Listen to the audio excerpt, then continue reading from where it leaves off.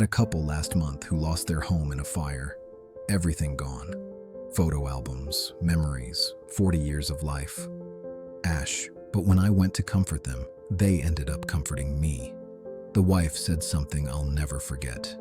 We lost our stuff, but our joy, that's fireproof. Everyone thought they were in shock, denial, but 3 months later, they're still the most joyful people I know. And that's when I realized they know something about joy that 99% of Christians completely miss. You know that person who's going through absolute hell, but somehow still has this unexplainable light in their eyes? While everyone else is losing it over Wi-Fi dropping, they're facing real storms with supernatural calm. That's not happiness. That's something way deeper. And I'm about to show you exactly why God's joy hits completely different.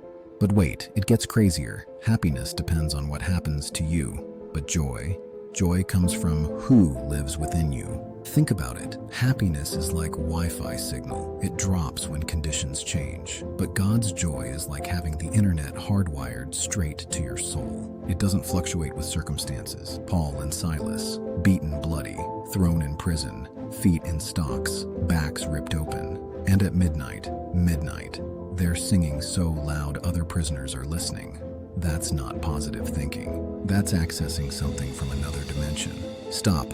Let that sink in. They're not praying for escape. They're singing in maximum security with wounds still bleeding. The early Christians were fed to lions while singing. Stephen was stoned to death and saw heaven opening. These people discovered something Rome couldn't understand. When you have God's joy, you become literally unstoppable. So Paul discovered 5 things about joy in that prison cell that changed history. And here's where everyone gets it wrong. These aren't tips, they're spiritual laws. First revelation hit Paul when the guard asked, "Where's your joy coming from?"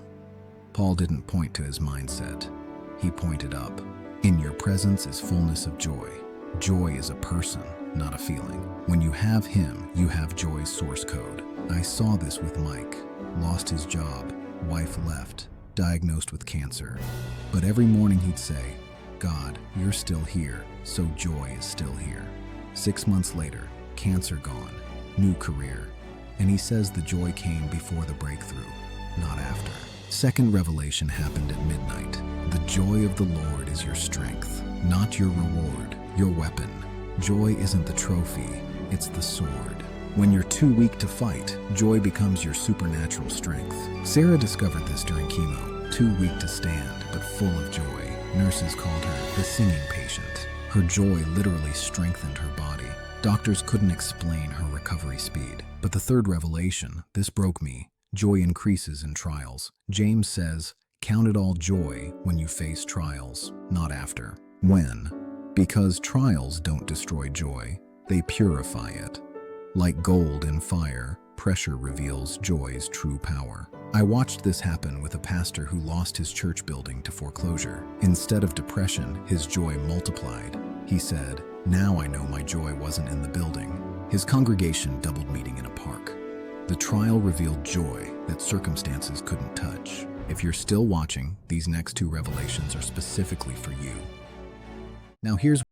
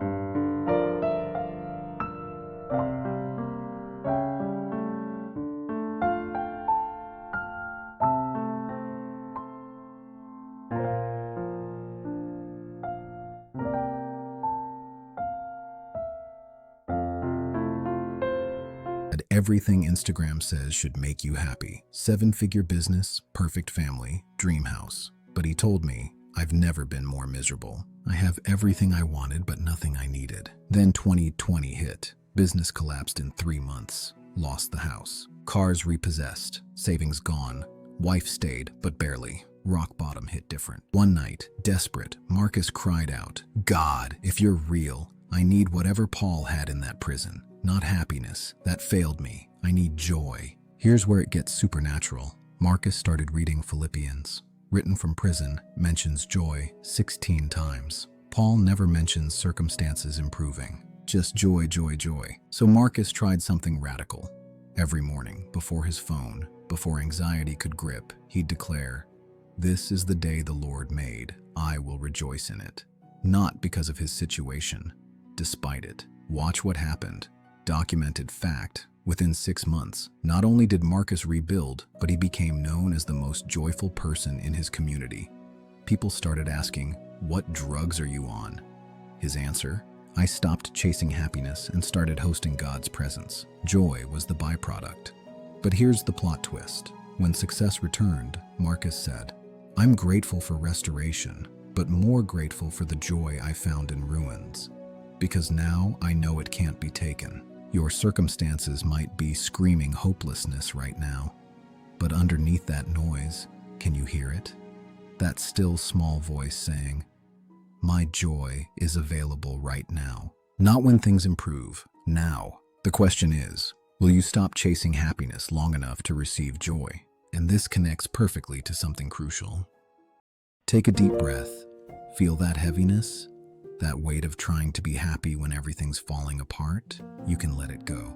Right now. You don't have to fake it anymore. God's joy doesn't require perfect circumstances. It requires surrendered hearts. You've been exhausting yourself trying to produce what only God provides. You've been downloading joy from broken websites when the creator of joy offers direct upload. This isn't positive thinking. This is supernatural access. Right now, pray this with me. And I mean, right now. God, I'm done with manufactured happiness. I want your joy, the joy that survived Paul's prison. That carried Jesus to the cross. The joy that makes no sense but makes all the difference. Fill me with unexplainable, undeniable, unstoppable joy. Something shifts when you pray that.